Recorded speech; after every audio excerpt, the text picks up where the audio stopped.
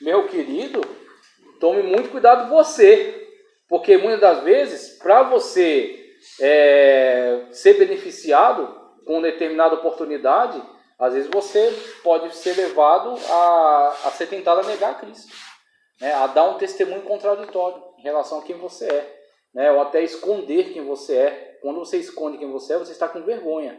E se você está com vergonha, é onde a Bíblia Sagrada, o que eu gosto da Bíblia, é muito verdadeira. Ninguém vai poder dizer, falar, não, eu fui enganado. Não, foi muito verdadeiro. Porque até fala, os tímidos ficaram de fora. Timidez não é introspecção ali. Tem pessoas que são introspectivas. Ela não é expansiva. Ela não chega no lugar e já vai se comunicando. Não, tem pessoas que são tímidas no sentido de ser introspectiva. Mas se alguém perguntar, você é crente? Ele vai dizer, sim, na pessoa bendita de Jesus Cristo. Mesmo ele sendo tímido. Então, às vezes, ele não fica falando, tagarelando. Mas a sua vida, o seu testemunho chama tanta atenção que alguém vai perguntar. E se perguntar, ela não nega. Agora, se pergunta e a pessoa começa não, né? Eu vou na igreja às vezes. Ah, meu irmão. É timidez. Aí é uma... Exatamente. Aí você está deixando muito claro que você tem vergonha de Cristo. Você tendo vergonha dele, ele não vai, né, ter orgulho de você. Mas quando Pedro negou Jesus, ele teve vergonha? Ele teve medo, né? Ele teve medo, muito medo naquele momento. E ele se arrependeu amargamente, né? Daquela situação, né? Ele se arrependeu amargamente. Acerca da falsidade? Ô, Júnior. Sim, através de atitudes. Às vezes pode negar diante da família, escondendo o erro da família. É verdade. É um negar a Cristo. É um negar a Cristo, exatamente. Então tem que tomar muito cuidado com a forma como Cristo é manifesto através de você. Como é que você comunica a Cristo pelas suas palavras e atos. Sim. Se você não está envergonhando o nome dele. Tem que tomar muito cuidado com isso. Então as pessoas às vezes elas estão preocupadas com outras coisas que nem são tão importantes, né? E com isso que é o mais importante, ela está descuidando. Por que eu trago essa questão? Porque eu acho que isso é muito importante. Por que muitos pais perdem os seus filhos? Ah, sim. Porque negam a eficácia de Cristo na casa. É verdade. Não é crente em casa, né? Então, exatamente. Aí perde a sua família porque negou a Cristo. É verdade.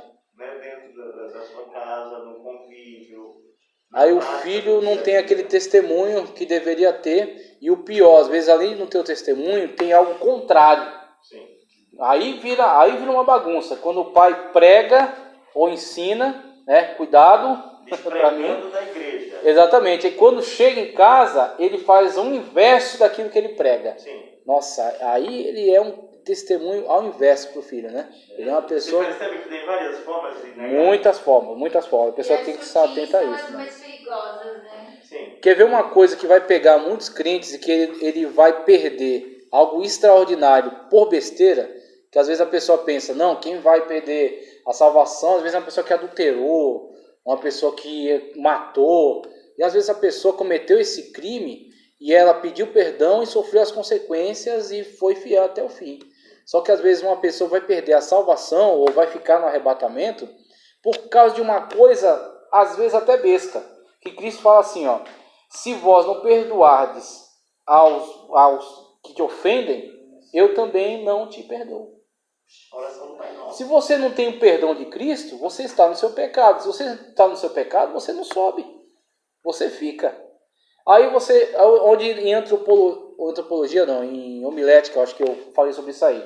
Então o pessoal pergunta, existe pecadinho, pecadão? Eu falei, olha, existe graduação sim de pecado, só que a pessoa tem que tomar cuidado às vezes mais com o pecadinho do que com o pecadão.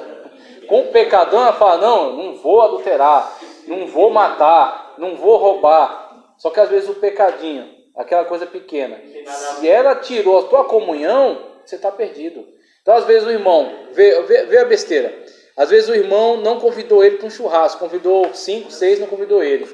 Aí ele pegou uma mágoa da pessoa, mas aquela mágoa a ponto dele odiar a pessoa, dele começar a querer que a pessoa se arrebente, né? E em vez de chegar a pessoa e confessar que ela ficou com essa tristeza, às vezes ele guarda aquele ressentimento, aquela mágoa, a pessoa nem lembra mais de sair e ela continua com aquele peso, com aquela mágoa contra a pessoa e às vezes não perdoa a pessoa por aquela atitude, né? Não libera perdão sobre ela, e ela entra naquela questão: se vós não perdoardes, não sereis perdoados. Outra coisa interessante. Coisa Até perigosa. Sobre casais. Pedro, né? Pedro diz que os casais têm que ter muito cuidado para que o seu relacionamento não venha comprometer a sua fé. Exatamente. Ela é muito fácil para perder. Exatamente. Eu acho que esse ensinamento, de uma certa forma, se perdeu demais na igreja. E eu não gosto quando as pessoas trazem alguém para falar sobre casal que ele fica com brincadeira. Eu detesto, sim, porque é muito sério, não é brincadeira. Então as pessoas às vezes falam sobre casamento, só que falam com muita piada, e vira uma coisa muito descontraída. Eu detesto, porque eu falo, isso não é brincadeira, isso aí pode prejudicar a salvação da pessoa. E onde ela precisaria ser alertada de uma forma mais incisiva, né, acerca da necessidade que ela tem de perdoar o seu cônjuge, de ser perdoado, de ser sincero, de restabelecer a comunhão no casamento, de satisfazer as necessidades, para que a pessoa não tenha uma quebra de comunhão e assim Deus não receba aquelas orações. Então tem que ter todo esse cuidado, porque é algo muito sério. E aí as pessoas às vezes tratam como brincadeira. E tem pregadores aí que fazem brincadeiras para descontrair, tem um bem famoso aí. Eu não estou contra ele, só que eu digo que você tem que tomar cuidado, que existe a hora da brincadeira e existe a hora de falar sério. Então, inclusive é uma pessoa que até em muitas situações ajudou muita gente, mas tem que tomar cuidado com a brincadeira, senão tudo fica descontraído e tudo fica como um entretenimento, não é nem um alerta a mais. Aí tem que tomar muito cuidado com isso aí.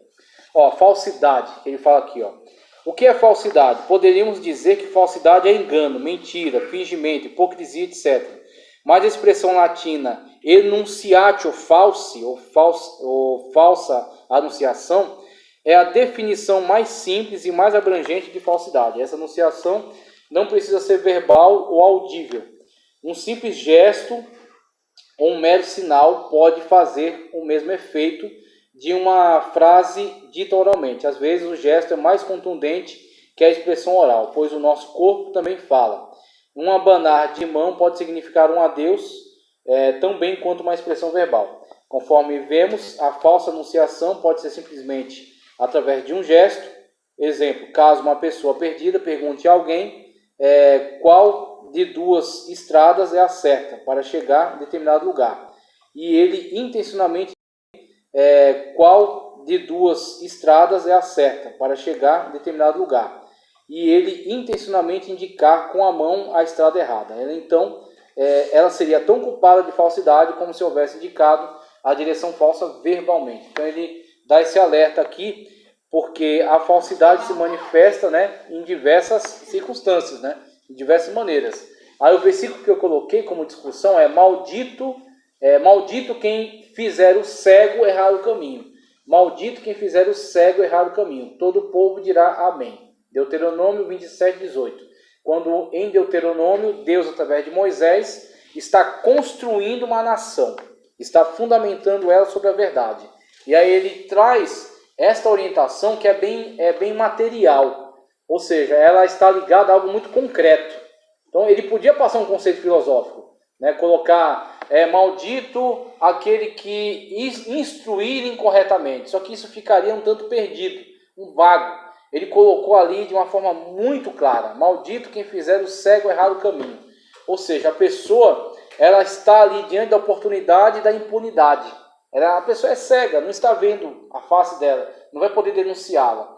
Então, a veracidade dela, o comprometimento dela, não está atrelado à questão dela ser denunciada ou não, mas sim a fidelidade que ela tem para com Deus, para com o pacto, a lei de Deus. Assim, mesmo que um cego se apresente diante dela, ela mesmo assim vai dizer a verdade para ele. Não porque ele possa denunciá-lo ou não, mas porque ela tem um compromisso com o seu Deus. E aí por isso que foi colocado: maldito quem fizer o cego errar o caminho. Ou seja, mesmo que a pessoa for cega, você continua com o mesmo comprometimento, com o mesmo compromisso, comprometido com a verdade. Aí ele fala ali, dos pontos que ele ressalta aqui. Primeiro, a anunciação do que é falso.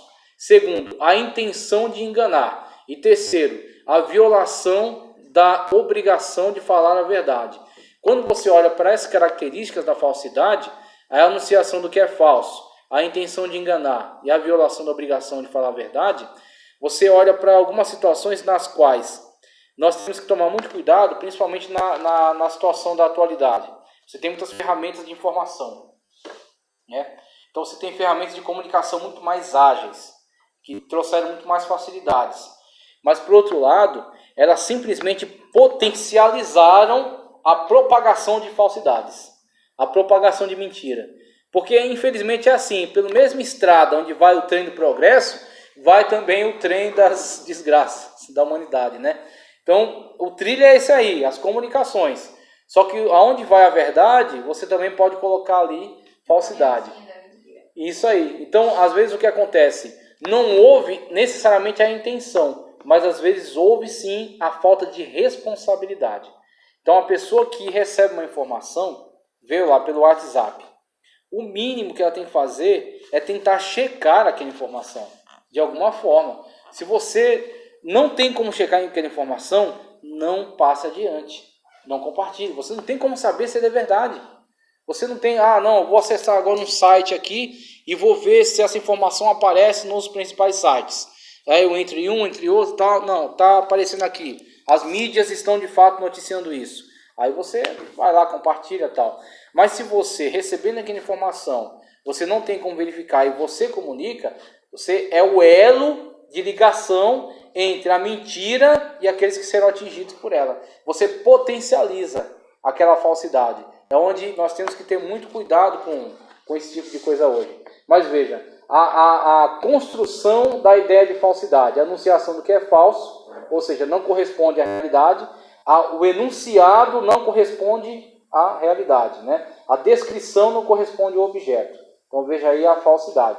A intenção de enganar. Então você já tem 2 pontos aí para a construção da ideia de que você de fato é falso. Né? A anunciação do que é falso, a intenção, então existe uma intencionalidade prejudicial e a violação da obrigação de falar a verdade, que é onde entra.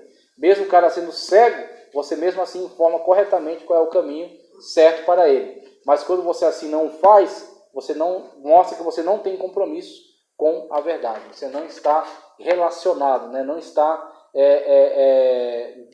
se comprometendo com a verdade, tá ok? Onde mostra que de fato você age imbuído de falsidade. E isso também, na lei você é maldito. E isso também nós podemos acatar no nosso dia a dia, né? Que você Sim. conhece a verdade e pregar a verdade fora da verdade. Foi bom você trazer para isso, porque é onde entra muito da pregação, né? Do ensino.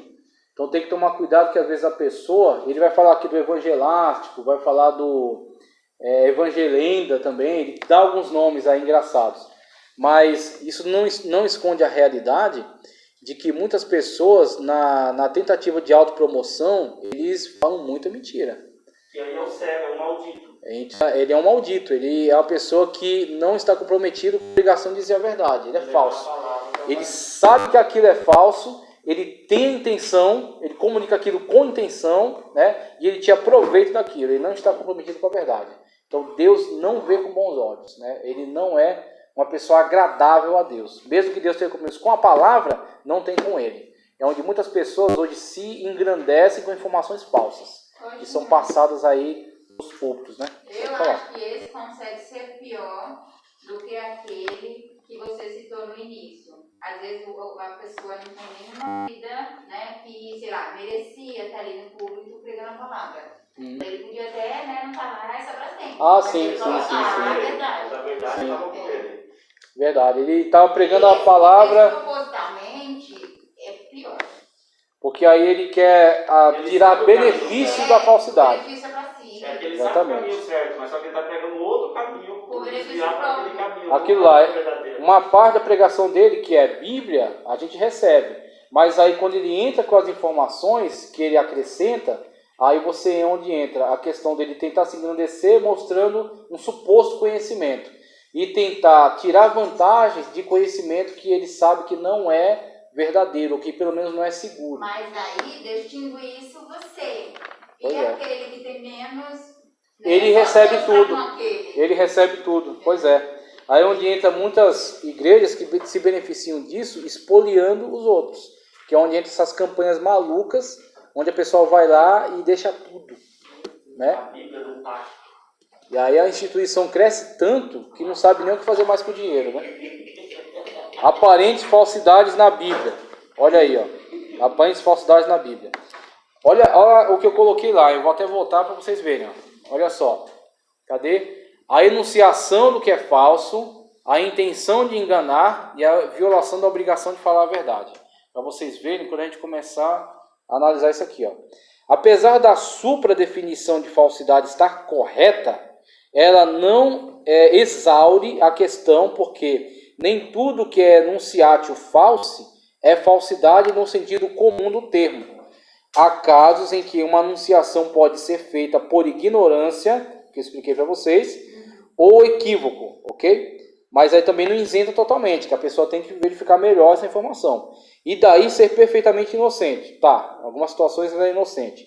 Pode inclusive ser deliberada ou até mesmo intencional. Notamos isso no caso das fábulas e parábolas. Então, no caso das parábolas, o que nós temos ali? Em momento algum, a intenção daquela parábola era falar objetivamente acerca de uma pessoa verdadeira, real, tá? O filho pródigo, você vê, ele não tem um endereço, ele não tem um sobrenome, inclusive não tem nem nome, ele é o filho pródigo. Então, qual é o nome dele? Tudo isso foi deixado em branco, vazio, a lacuna, por quê? Porque o que interessa dali é o conceito, o que interessa dali é o ensinamento. Tudo vai ficar vazio, por quê? Porque você vai colocar nas situações diversas da vida. Então existem diversos filhos pródigos que aparecerão ao longo da história humana. Então todos eles terão ali um meio pelo qual será ensinado a eles o necessário arrependimento, o retorno à casa do pai, a disposição do pai em lhe perdoar, tá ok? Então o que interessa dali é o ensinamento, mas não objetivamente as informações detalhadas. Ninguém tem nome, né? O pai, uma moça, não tem. Exatamente com essa intenção. Por isso que ali não há um enunciatio falsi, né? Mas ali há um recurso por meio do qual se comunicam conhecimentos, saberes. Então, aí entra... Uma vez que você nomeou, você deu a pessoa tem um nome tal. Pronto, ali você tem uma história onde você terá que se comprometer com uma narrativa fidedigna. Né? Por exemplo, Jesus Cristo falou de Lázaro, né? E o Lázaro rico. O rico não tinha nome, mas o Lázaro pronto, já temos um nome aí. Por isso que as pessoas, os teólogos geralmente dizem, isso aqui não é uma parábola. Isso aqui é uma descrição acerca de uma situação real. Então, ali há de fato alguém que foi, né, para o além, o fato verídico, e Cristo está utilizando aquele exemplo para trazer o ensinamento. Porque ali tem nome. Né? Então foi dado ali o nome a alguém. Esse Lázaro não é o mesmo que Jesus ressuscitou, né? Não é aquele Lázaro, não. Não é. É uma outra situação que ele buscou, mas é uma situação verídica, real. Sabemos que as parábolas do Senhor Jesus não foram histórias reais. Ele nem tinha o propósito de relatar fatos verdadeiramente ocorridos. As parábolas foram anunciadas apenas com a atitude de dar lições de vida. Aquilo que eu expliquei para vocês. Aí tem esses dois textos aí, ó. Esses dois textos. O texto de Êxodo 1, 19 e 20, tá? E o texto de Josué 2, 4 e 5. Olha o que temos aí. Temos as duas, não precisa nem ler que você já conhece a história. A primeira é as parteiras, tá? A situação das parteiras hebreias, né? No Egito. E o segundo texto é a situação de Raabe, tá? Então as parteiras, onde entra também a questão da verdade que eu já havia falado para vocês. A gente não vai dizer que é verdade uma mentira, só porque ela nos beneficia. Ela continua sendo mentira. Então veja, o que as parteiras hebreias fizeram na situação em que nasceram os meninos e havia uma lei, havia uma ordenança, um decreto de Faraó para que os meninos fossem mortos. Elas inventaram uma mentira. Elas diziam, olha, quando a gente chega, as mulheres já têm dado à luz. Não necessariamente isso é verdade. Agora, onde entra a questão? Por isso que eu falei para vocês observarem lá na questão da constituição inteira da falsidade. Você tem um enunciado falso, você tem uma intencionalidade e você tem uma desobrigação com a verdade. A pessoa não tem compromisso com a verdade. No segundo caso, Raabe recebe lá os espias dos israelitas, né? O povo da terra começa a se mobilizar para tentar capturá-los. Ela os esconde. né, e permite que, passando aquela vigilância, eles voltem, né, seguros para casa. Só que quando os guardas chegam até ela, inquirindo sobre os vigias, ela diz que eles não estão mais lá. Eu não vou dizer que é verdade só porque beneficia o povo de Deus. É mentira. Continua sendo uma mentira. Onde você vai ter que trabalhar algumas questões. E somente com um amadurecimento da sua fé, você fala isso para um novo convertido, ele fica em choque, ele fica em parafuso. Porque ele não teve um crescimento ainda da maturidade para perceber que nas situações da vida existem muitos momentos em que você vai ter que pesar na balança. Né? Você vai ter que ver que os seres humanos estão numa limitação diante da realidade. Enquanto que Deus, que não é afetado por situação nenhuma, Deus sempre, tudo que ele fala é sempre a verdade, sempre a verdade. Agora o ser humano, que é limitado, que é frágil e que a sua vida pode ser a qualquer momento tirada, diante de uma situação de pressão, muitas das vezes ele se vê fazendo uso de alguma afirmação não verdadeira. Só que aí o que você vai precisar analisar? Você vai precisar dissecar aquela situação. Né? Você vai pegar todos os pontos dela. Pode falar. Você vai ver esse episódio também dos soldados lá que guardaram o corpo de Jesus. Os soldados, eles são subornados. Subornados a falar que alguém entrou lá e subornados, exatamente. E quando perguntaram para a mulher, eles tua são casa subornados. vai bem? E ela diz, vai bem com a namorada. E a gente faz isso todo dia. Sim. Exatamente. Vai bem. Aí o que acontece? Onde ele vai trazer vários personagens e vai avaliar os casos. Ele vai dizer, aqui há simplesmente uma afirmação de uma verdade parcial. Não é uma verdade relativa, é uma verdade parcial. Por exemplo, eu posso perguntar para você, como é que está a sua vida? Aí você vai me falar que você teve dor de barriga, que você está com uma doença, que você teve uma briga, que você não sei o quê. Isso interessa para mim? Não. Então, quer dizer, você vai falar para mim só o que interessa para mim. Você vai falar, não, estou bem. Estou bem por quê? Porque apesar de todos esses problemas, continuo vivo.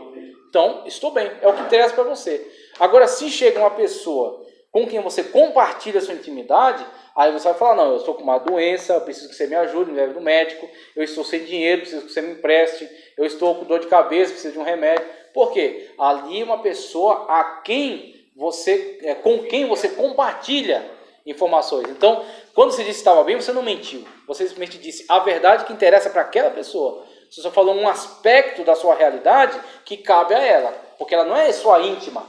É uma pessoa que apenas tem que saber disso aqui. Tanto que para Geazi, tá tudo bem. Por quê? Geazi não vai resolver nada. Eu quero chegar em Eliseu. Aí sim, com Eliseu, eu falo, eu te pedi, filho? Não. Então você não me arruma problema. Onde Eliseu vai ter que se virar com o menino, né? Pode falar. É igual o assunto de Raabe. Sim.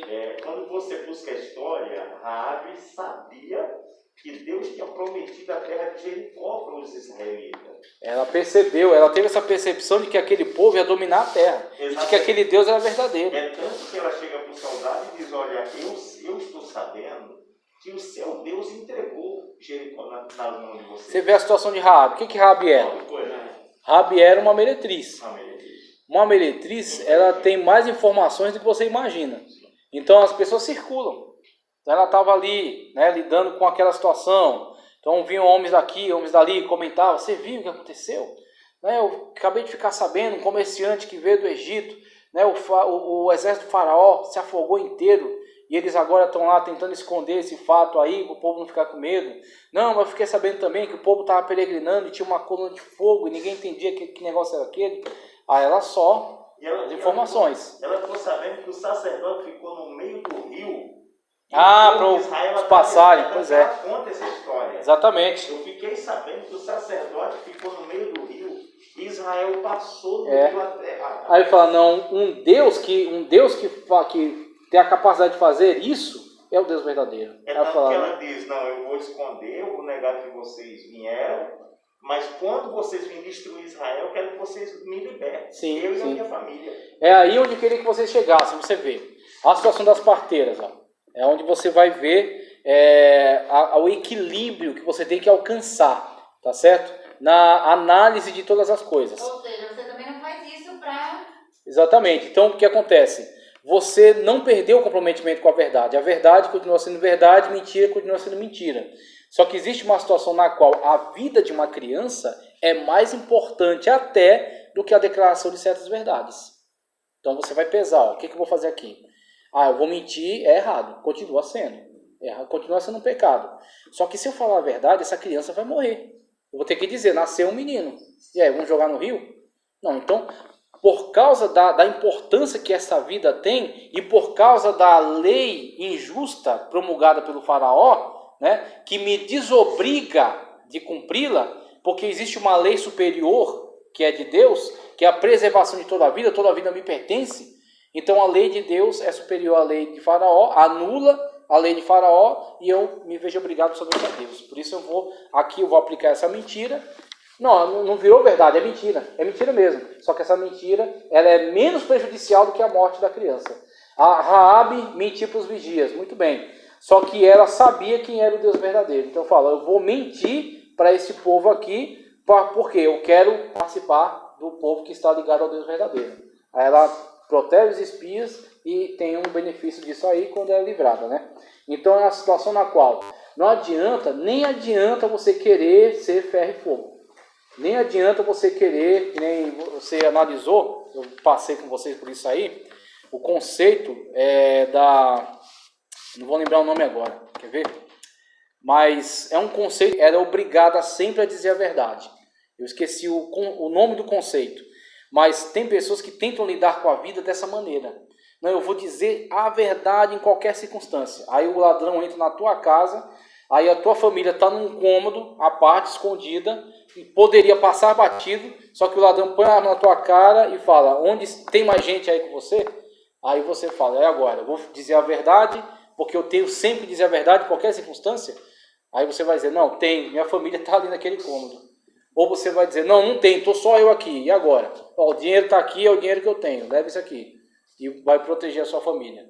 Então você está querendo dizer agora que as pessoas podem mentir? Não, elas não podem mentir não.